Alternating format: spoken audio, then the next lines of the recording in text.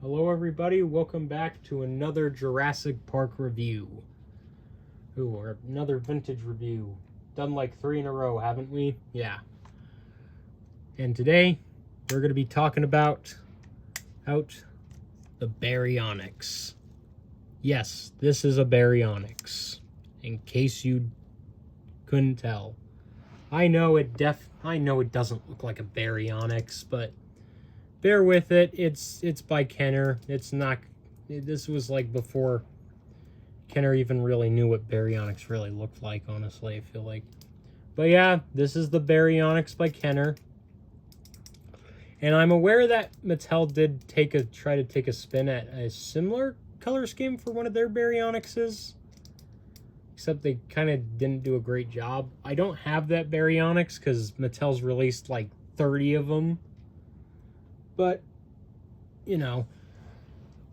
But, enough jibber jabber. Let's, get into it. Starting off at the head here, we have some really, really, really nice scales right there. Look at all that. That really nice detail on the face there. The snout is lacking, and for some reason has like a bump right there. Don't know why. And, has the biggest teeth that I would think a baryonyx could honestly have, because its teeth are huge, way bigger than they need to be. Also has a tongue in there, and a little bit of you can see a little bit of detail in the mouth there. Hold on, see if I can get a better look. There you go, a better look at it. But yeah, and the head itself has a really, really nice red color to it. It's a little dull. It's not like bright red. It's kind of pink, but it looks good. It looks good. Moving down the body, you get some nice green and black colors and a nice bright green underbelly, which looks really cool. Really pops out really well. Again, this is one of those figures that has some really, really nice colors. There's not a great sculpt or proportions, but really, really nice colors. And as you can see, we got some really nice wrinkling going down the body. Really light, but nice. It's much better than the Gallimimus, by the way, in terms of the detail overall. This thing is way better in terms of the texture. That is. But the arms, as you can see, no painted fingernails. But they did get one thing right. One of the fingers is bigger than the others. Why can't Mattel get this right? It's not that hard. Well, didn't Mattel... I guess Mattel kind of got it right on the baryonyx. Not really. But going down the body, some more of those nice stripes and wrinkles. And of course, the leg, unfortunately, doesn't have a lot. Also, the leg is not tied to a gimmick this time. None of the legs are. Actually, one of them is. But, moving on to the back over here. There's the JP mark. This one's number is 23. And, the underbelly texture. Really nice. Nice scoots. Really nice, beautiful, bright yellow, greenish color. Really nice. Really, really nice. And moving on to the rest of the back of the tail here and all that. It's got some really nice wrinkles. Pretty much the details same all over. Not much to cover. And it has a really short tail, which is unfortunate. Toenails aren't painted either. Also, bottom of the feet are barely detailed, which is unfortunate. But overall, pretty cool little dinosaur toy. Even though it's overpriced as heck nowadays on eBay, this thing is definitely quite a bit more expensive than most figures. Well, actually, no. It's harder to find, though. But, overall, pretty cool toy, I guess, you know.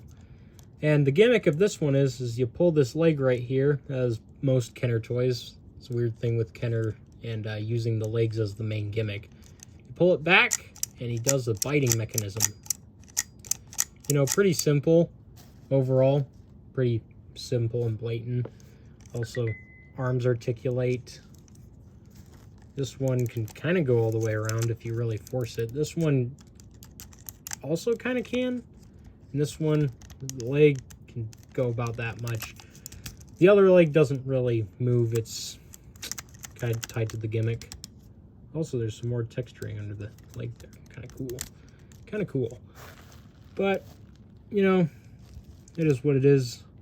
Let's get into the comparisons, because let's be honest, that's what probably most people are here for.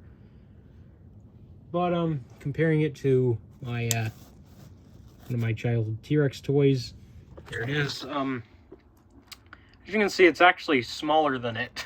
It's a good bit smaller. Or he's not very big. Not a very big baryonyx. But definitely would definitely scales pretty well with the T-Rex overall. Those two, I would have a blast making those two fight as a kid, honestly. Obviously the T-Rex would win.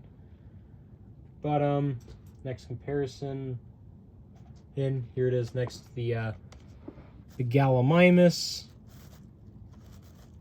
As you can see, hold on, yeah, because the galley doesn't stand. This guy does, but the galley doesn't. Or actually, I could get the galley to stand. Put him farther in the back here, actually, if I could get galley to stand that way. There you go. As you can see, the galley is kind of slimmer in size.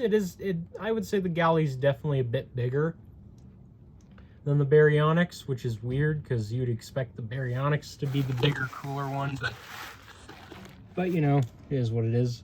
Also, these two are kind of similar because they're definitely much lighter in terms of the details and all that, and they're really smooth. They're very smooth figures. Here's in case you didn't know. Not very bumpy or anything. Here it is next to the a Kenner Raptor. As you can see, it's bigger, as it should be. So it will scale really well to the Raptors. Here it is next to the Kenner Young T-Rex. Which is ironic because these two came from the same toy line. As you can see, Kenner T-Rex is Kenner Young T-Rex is quite a bit bigger, as it should be. What else? Hold on. Here we are. Here it is next to a Mattel baryonyx, which, as you can see, hold on, get it up. There it is. There you go. As you can see, the Mattel baryonyx is definitely bigger and does not want to stand for some particular reason. But it is definitely bigger overall and definitely a good bit more accurate than the Kenner one. It is definitely superior to the Kenner one. There's another point for Mattel, huh? Here it is next to the Demon Carnotaurus.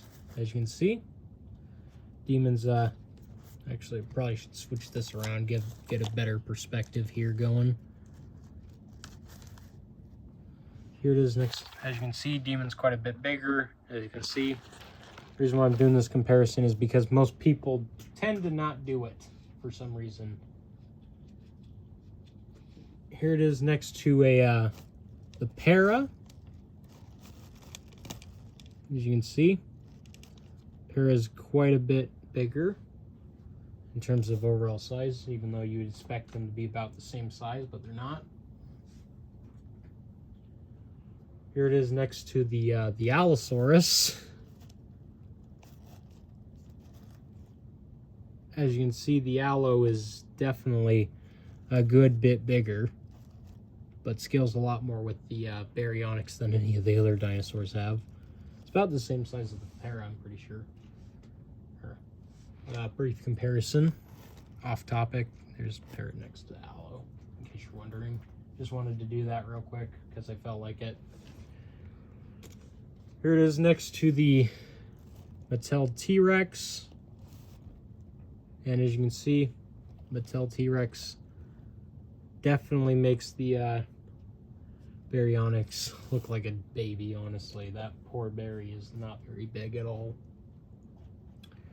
finally, here it is next to the Red Rex. And as you can see, it is really small in comparison to the Red Rex, obviously. Even though it should be a lot bigger in comparison, but it isn't. Overall, this figure's okay. You know, it is what it is. It's like the galley. It's okay. It's I would give this one a good old 7 out of 10. If it was bigger and more accurate, this would actually be a really good toy. This could actually be a really good toy if it was just bigger and more accurate, but it isn't. It's just goofy and small. But I still like it. I still like this figure, even though it's probably the least best baryonyx to come out of the Jurassic Park toy line. Or actually, no. I would say the least best one is one from Mattel, but we're not going to get into that. But overall, pretty okay toy. But anyways, if you guys enjoyed this short review, leave a like and subscribe if you're interested in this form of content, and I will see you all next time.